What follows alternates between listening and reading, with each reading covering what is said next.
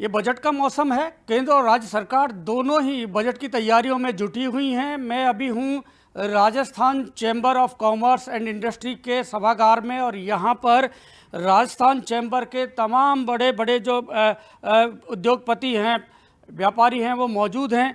इनसे जानेंगे, बात करेंगे और कि किस तरह का ये बजट होना चाहिए, क्योंकि अभी तक चुनावों का दखल रहा है बजट में, और पहली बार अब ये वर्तमान कार्यकाल में ये पूर्ण बजट होगा।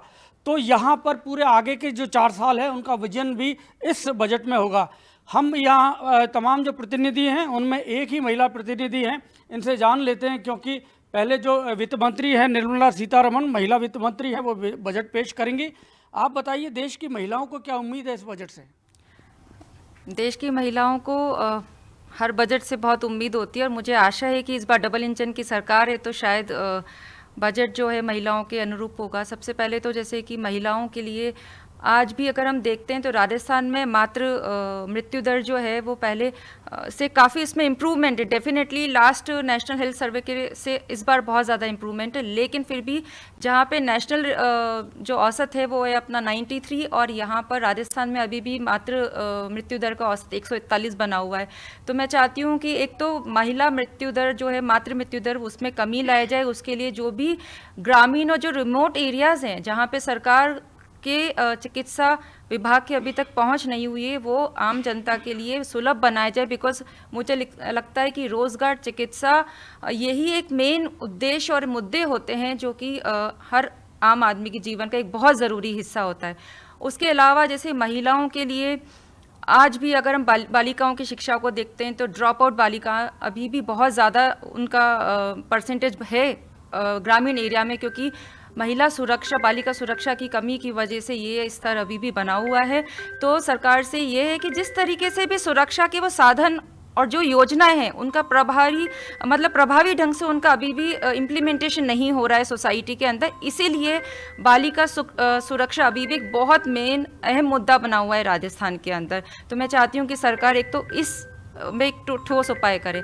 जहाँ महिला एंटरप्रेन्योरशिप की बात आती है तो महिलाएं बहुत अच्छे से स्टार्टअप्स के साथ में जुड़ रही हैं और अपना प्रदेश के अंदर काफ़ी योगदान भी महिलाएं दे रही है। लेकिन अभी भी महिलाओं के अंदर ये चीज़ दिक्कत दे रही है कि जब आपके ग्रामीण परिवेश की जो महिलाएं, क्योंकि सिंगल विंडो सिस्टम अभी भी नहीं बना है जहाँ पर एक ही जगह पर महिलाओं को हर तरीके की जानकारी स्टार्टअप से रिलेटेड, एंटरप्रेन्योरशिप से रिलेटेड, क्योंकि अगर वो कुछ आर्टिजन हैं और वो कुछ सामान बना रही है लेकिन उन्हें मार्केट के बारे में कोई नॉलेज नहीं है कि मार्केट में अभी ई कॉमर्स यानी जो ई प्लेटफॉर्म्स है वहाँ पे किस तरीके से अपने उत्पादों की प्रदर्शनी की जाए, उनको बिक्री के लिए निकाला जाए, क्योंकि उनको मार्केटिंग और डिमांड एंड सप्लाई के बारे में अभी कोई नॉलेज नहीं है।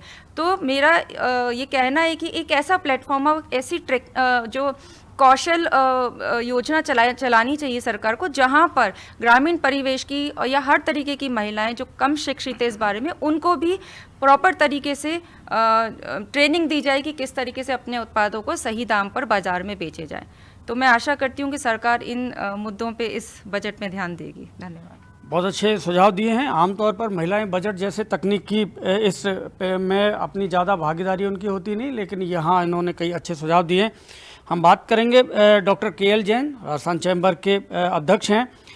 सर, कैसे देखा जाए इस बजट को, क्योंकि ये विकसित भारत और साथ ही जो तीसरी सबसे बड़ी अर्थव्यवस्था दुनिया की बनाने का लक्ष्य, क्या इसमें नज़र आ सकता है? निश्चित तौर पर इस बजट के अंदर जैसा पहले बजट आया था, गांव, गरीब, युवा, उद्यम, ग्रामीण, इन सबको समर्पित बजट फिर दोबारा होगा। कृषि के ऊपर प्रावधान बढ़ेंगे, उन्नत कृषि हो, जैविक खेती को प्रोत्साहन देने हेतु कुछ सब्सिडीज का प्रोविज़न इसमें संभव है। इनकम टैक्स के पूरे परिवर्तन, पूरा लगता है कि पूरा जो कमेटी बनी है उसकी रिकमेंडेशन के आधार के ऊपर आमूल-चूल परिवर्तन इनकम टैक्स के स्लैब्स में भी होगा, इनकम टैक्स की छूट में भी होगा, सीनियर सिटीजन्स के लिए भी होगा।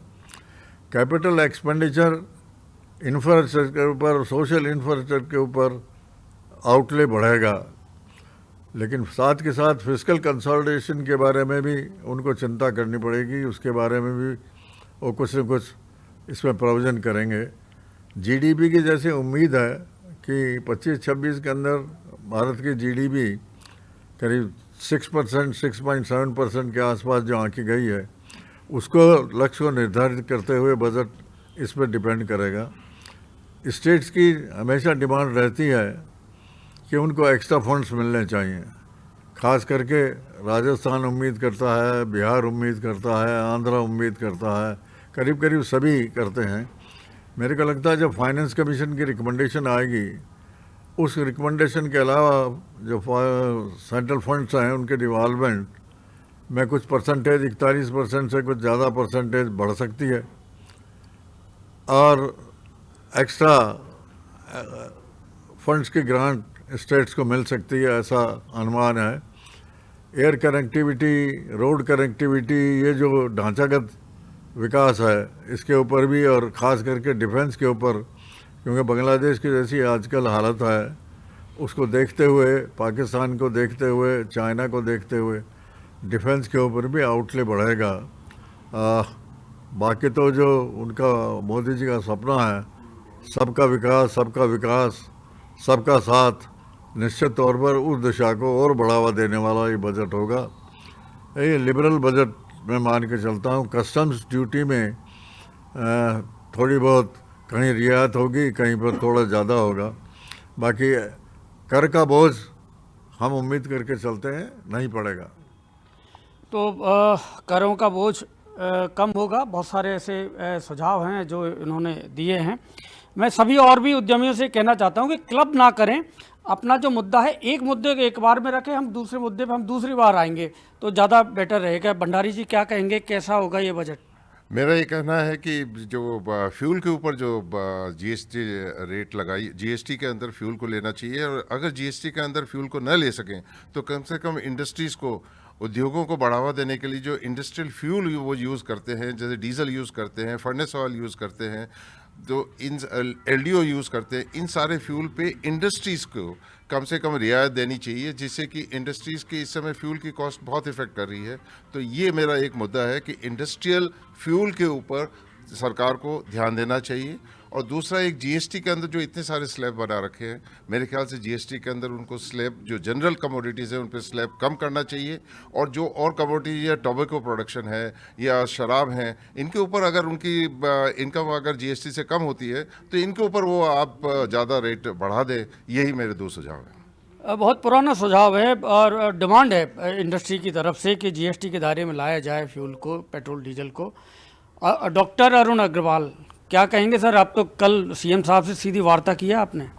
बिल्कुल बीके शर्मा जी, कल सीएम साहब से स्टेट बजट पे उन्होंने सुझाव मांगे थे, हमने दिए हैं।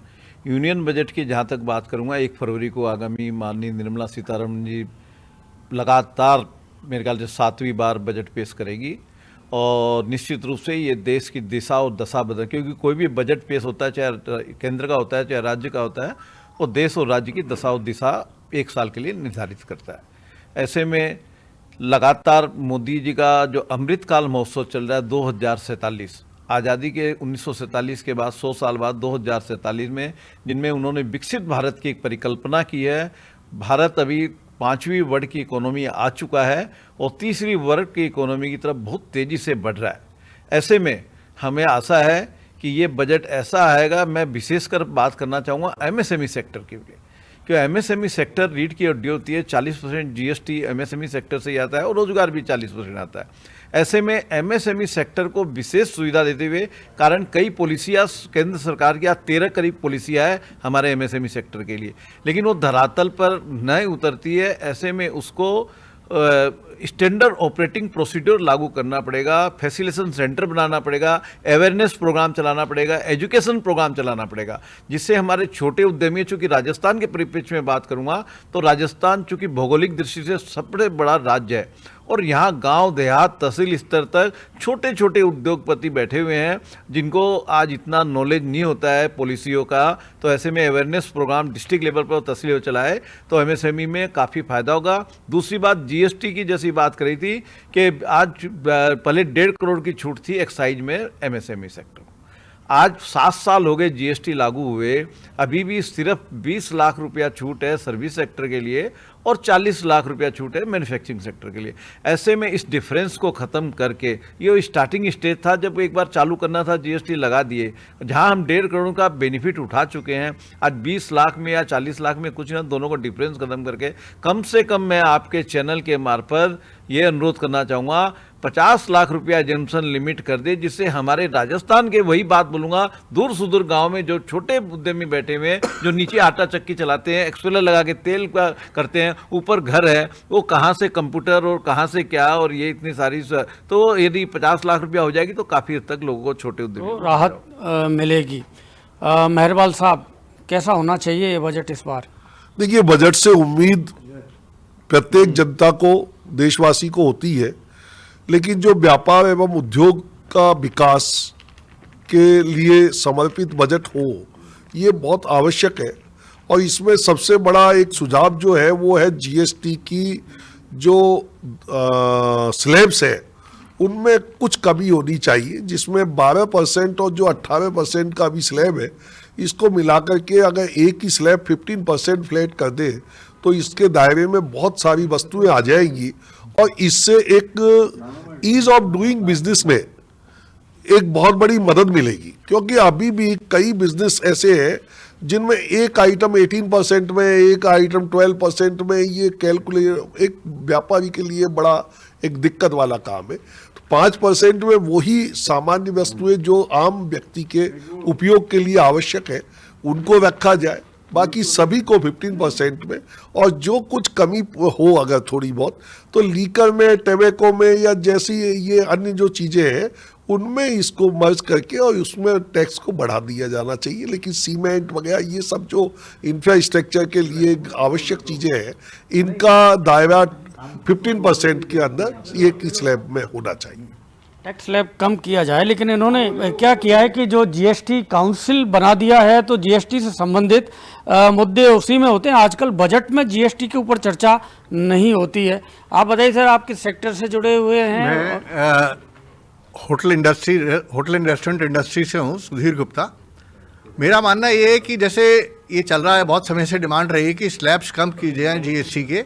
अभी बहुत सारे स्लैब्स हैं तो वो कम किए जाएं। आप होटल और टूरिज्म में इतने बड़े सेक्टर से जीएसटी की बात हो गई, कई लोगों ने की है, आप इसमें अपना सेक्टर जोड़िए। चीज कहना चाहता हूं मैं, अभी इसमें एक सबसे बड़ी है कि जीएसटी में विसंगतियां बहुत हैं। जैसे उदाहरण के तौर पे मैं आपको बताऊंगा कि काजू पे 5% लगता है और बादाम पे 12% लगता है, जबकि दोनों एक ही तरह की चीज़ें ड्राई फ्रूट्स की कैटेगरी में आती है। तो वो विसंगतियाँ ख़त्म करी जाए। एलपीजी 18% पे है, तो इंडस्ट्री के लिए, होटल इंडस्ट्री, रेस्टोरेंट इंडस्ट्री और बाकी इंडस्ट्रीज के लिए 18% is on the higher side. तो मेरा मानना है कि कुछ स्लैब्स कम किए जाएं और विसंगतियां जो है वो दूर करी जाएं जीएसटी में। जीएसटी को लेकर अभी इतने वर्षों के बाद भी, 2017 के बाद भी जो विसंगतियां हैं दूर नहीं हुई है, और अभी जो ट्रेड इंडस्ट्री के लोग हैं उनको दूर करने की डिमांड करते रहते हैं, और काउंसिल इसमें पता नहीं कितना काम कर पा रही है कि नहीं। आप बताइए सर, आप क्या कहेंगे? आप, मुझे लगता है आप थोड़ा जीएसटी से अलग होकर कुछ बात कीजिए। बात करूंगा, मैं बात करना चाहूँगा जो केंद्र सरकार की कुछ स्कीम्स है उसके बारे में बात करना चाहूँगा। पहली स्कीम में जो डिस्कस करना चाहूँगा वो प्रोडक्ट इन्वेस्टमेंट सब्सिडी होती है। केंद्र सरकार ने करीब करीब 14 सेक्टर ऐसे हैं जिसमें पीएलआई की मंजूरी दी रखी है। इसमें जितना प्रोडक्शन होगा उसके हिसाब से उसका इंसेंटिव का प्रोविज़न होता है। हमारे स्टेट के हिसाब से भी कुछ ऐसी सेक्टर्स हैं जिसको कि पीएलआई स्कीम्स में जोड़ा नहीं गया है। तो इस बजट के माध्यम से हम राजस्थान की ओर से निवेदन करना चाहेंगे कि हमारा जो सोलर सेक्टर है उसको भी इस पीएलआई स्कीम्स में जोड़ा जाए। इसके अलावा इथेनॉल है, कुछ अन्य जो फूड प्रोडक्ट्स हैं उसके सेक्टर्स को भी पीएलआई में जोड़ा जाए। दूसरी बात मैं करना चाहूँगा कि हमारे जो एक्सपोर्टर भाई हैं, एक्सपोर्टर जो भाई हैं उनके लिए एक स्कीम भारत सरकार चलाती थी जिससे कि उनको एक्सपोर्ट में विश्वास नाम की स्कीम थी, वो उसमें बंद कर दी गई, 31 तारीख से बंद कर दी गई। तो पुनः निवेदन है कि एक्सपोर्टर के प्रमोशंस के लिए उस स्कीम को पुनः चालू किया है। एक्सपोर्ट को आगे बढ़ाना बहुत ज़रूरी है यदि भारत को विकसित भारत बनाना है। विजय जी, क्या कहेंगे?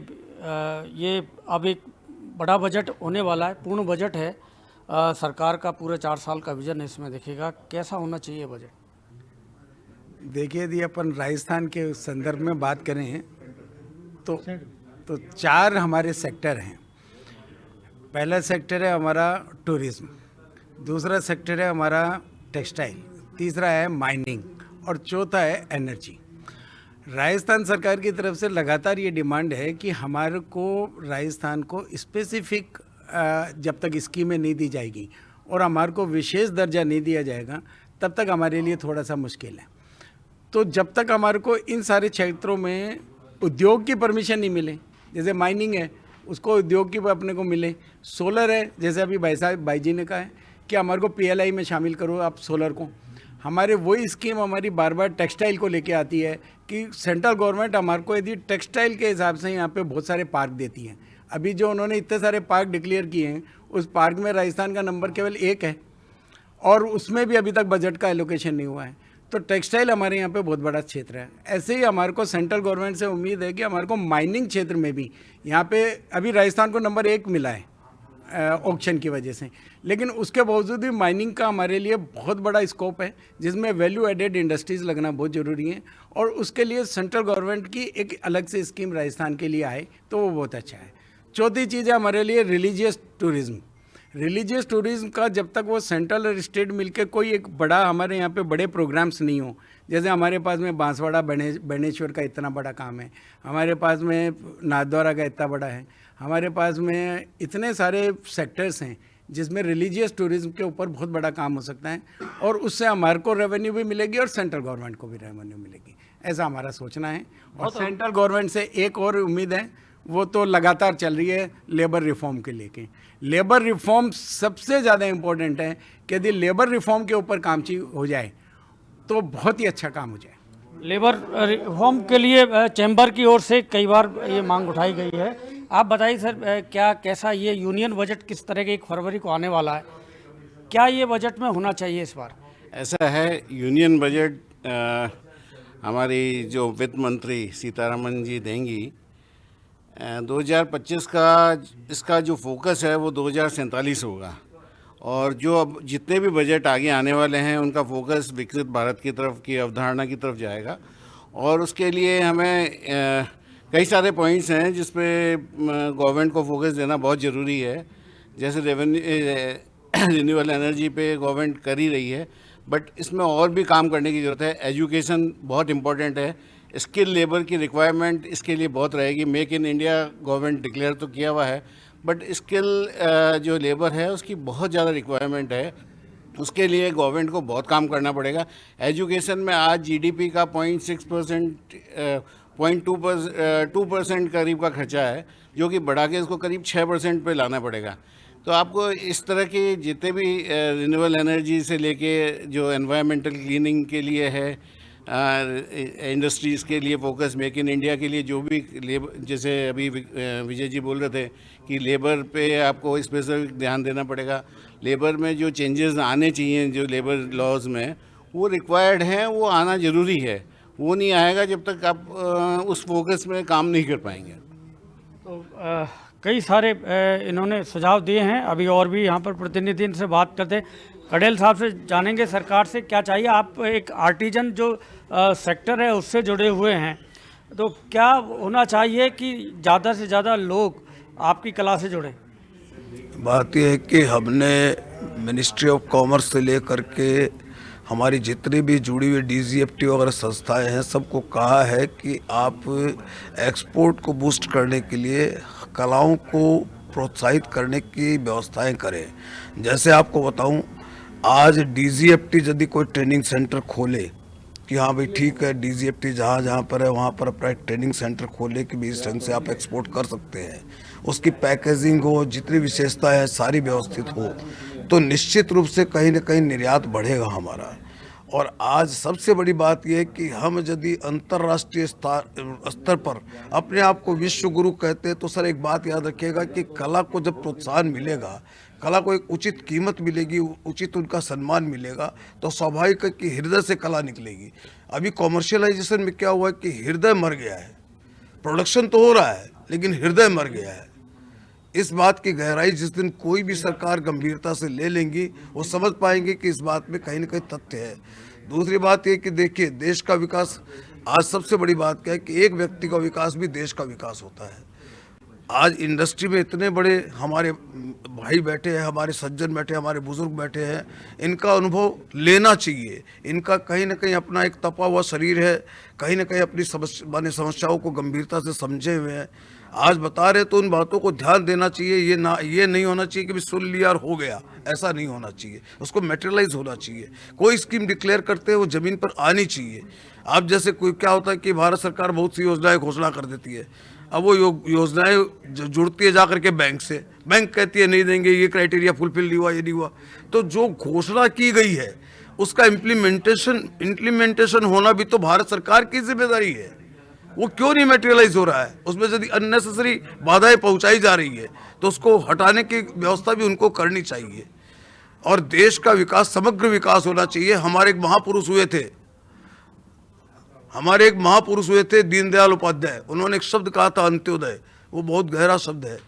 हर सरकार को उसकी गंभीरता समझना चाहिए। देश अपने आप हंसने के आगे विकसित होता चला जाएगा। हमारे सारे सपने एन के जैन साहब से बात करेंगे।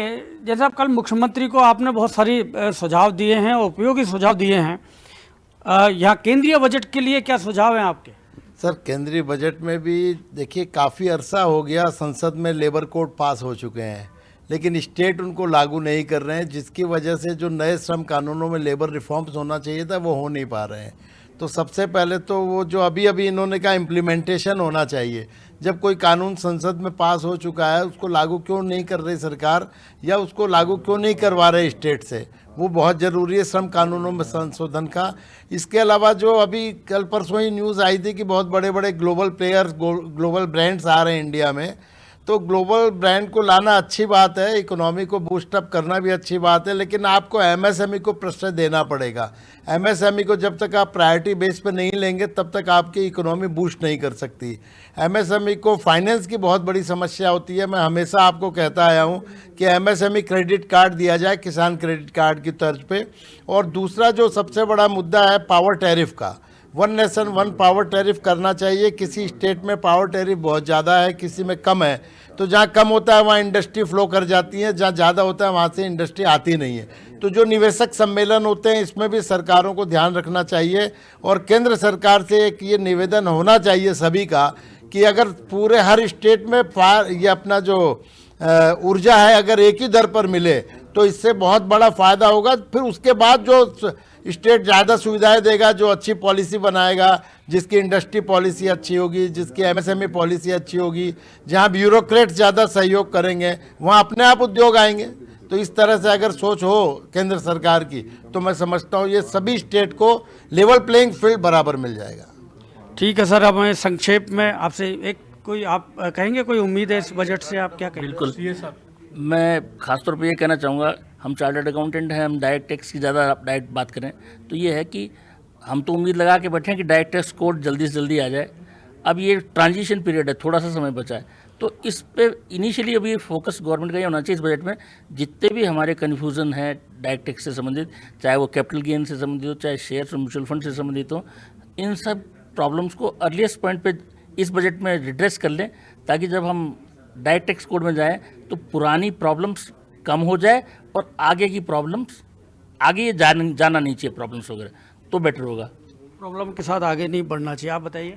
मैं तो यही कहना चाहूँगा कि आर्टिजन को बैंक से गोल्ड लोन और सिल्वर लोन के लिए जो है थोड़ी सुविधा मिल जाए तो वो बहुत बढ़िया रहेगा। कारण कि आर्टिजन ऐसे बैठ करके और वो अपना समय व्यतीत कर रहे हैं, उनका समय वेस्ट जा रहा है। अगर उनको गोल्ड लोन और सिल्वर लोन अगर मिलता है तो उनका बहुत भला होगा। आप बताइए सर। मैं कुंदन मीनाकारी का शिल्पकार हूँ और भारत सरकार से मुझे इस कला के लिए राष्ट्रीय पुरस्कार और शिल्पगुरु पुरस्कार मिल चुके हैं।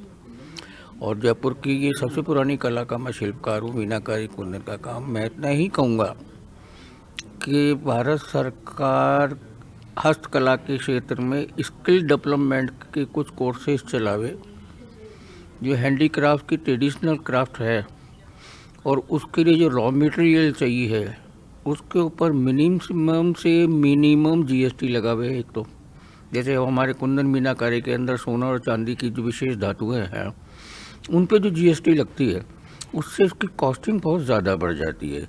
बाकी हम जैसे जेम स्टोन भी लगाते हैं उसके अंदर, उस पर भी जीएसटी लगती है। तो इसको कुछ बैलेंस करे सरकार कि जो उनकी प्रोडक्शन वैल्यू, क्योंकि भारत सरकार का जेम्स एंड ज्वेलरी सेक्टर से करोड़ों अरबों रुपए का रेवेन्यू मिलता है एक्सपोर्ट से भी। तो हम ये चाहेंगे कलाकारों को जीवित रखने के लिए, परंपरागत कलाकारों के लिए कि उनको ट्रेनिंग सेंटर चलाने चाहिए और उसके लिए खास तौर उस कला के क्षेत्र के जो स्किल क्राफ्टमैन हैं जिनको हाई लेवल के पुरस्कार भी मिल चुके हैं या कोई ऐसे शिल्पकार हैं जिनको पुरस्कार नहीं मिले हैं, तो उनका रिसर्च करके और उन लोगों के फोकस से उनका अनुभव नई जनरेशन को दिलावें कि जैसे प्रधानमंत्री नरेंद्र मोदी साहब ये कहते हैं कि भाई स्वदेशी अपनाओ, बहुत अच्छी स्कीम है और मैं दिल से स्वागत करता हूँ इस चीज़ का। अगर हमारे जो कॉरपोरेट एरिया वाले हैं, हमारे जो मंत्री महोदय हैं, सरकार के प्रतिनिधि विदेशों में जाते हैं या विदेशों के प्रतिनिधि हमारे यहाँ आते हैं, तो उनको खास तौर से स्किल डेवलपमेंट के हिसाब से, स्वदेशी के हिसाब से हमारे हाथ की बनाई हुई हस्तकलाओं को उनको यादगार के रूप में दी जानी चाहिए। जैन साहब, और भी कुछ बिंदु हैं यूनियन बजट के लिए आप कहना चाहेंगे? युवाओं में बढ़ते बेरोजगार के संदर्भ में मेरा निवेदन होगा कि हम उम्मीद करते हैं कि मनरेगा में वोकल एजुकेशन को जोड़ दिया जाए, जिससे स्वरोजगार के लिए लोग नौजवान बच्चे प्रेरित हों। दूसरा, बैंकिंग इंडस्ट्री को थोड़ा टोन अप करना पड़ेगा, क्योंकि एमएसएमई या अन्य दस्तकार, छोटे दस्तकारों को अभी भी लोन मिलना बड़ा मुश्किल है। और ख़ास करके पीएसयू बैंक जो हैं वो सेविंग्स बैंक के अंदर 4% का इंटरेस्ट देते हैं। मेरे ख्याल से लोगों को इसमें, बैंक को भी कोई नुकसान नहीं होगा, क्योंकि उनके पास जमा ज़्यादा आएंगे और प्राइवेट बैंकों के पास लोग बाग नहीं जाएंगे जहाँ ज़्यादा परसेंटेज 6% मिलता है। और ख़ास करके सीनियर सिटीजन जिनके पास साधन एक सेविंग्स बैंक के अकाउंट है, मेरे ख्याल से सीनियर सिटीजन्स के लिए ये बड़ा होगा, फ़ायदा उनको होगा।